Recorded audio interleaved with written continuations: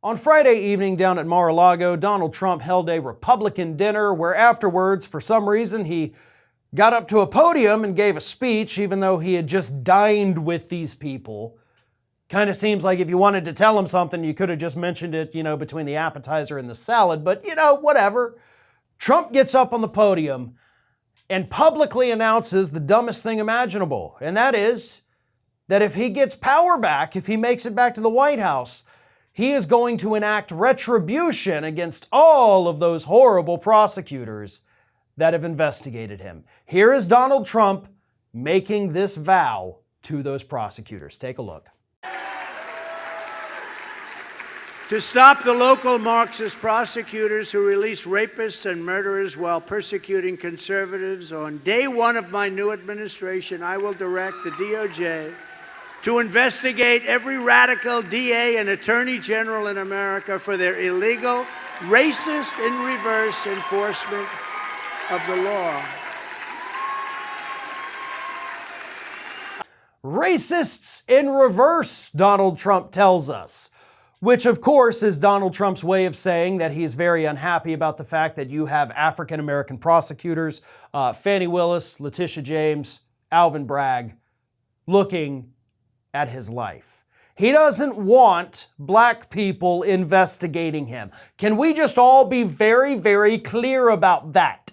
That is what is pissing Donald Trump off more than anything else. But I gotta tell you something else here, Donald.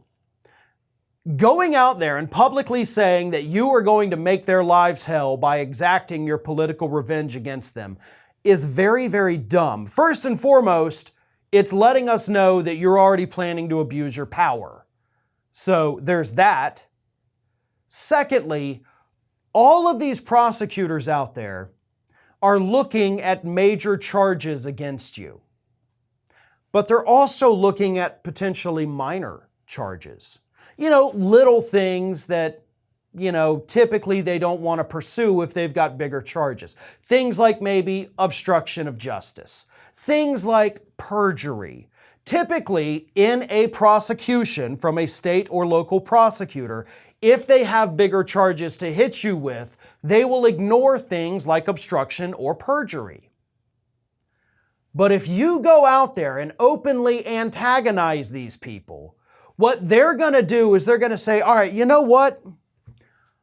I wasn't going to hit you with the obstruction charges because I've got this whole other list over here, and adding another 3 to 6 months onto a potential penalty doesn't mean much to me.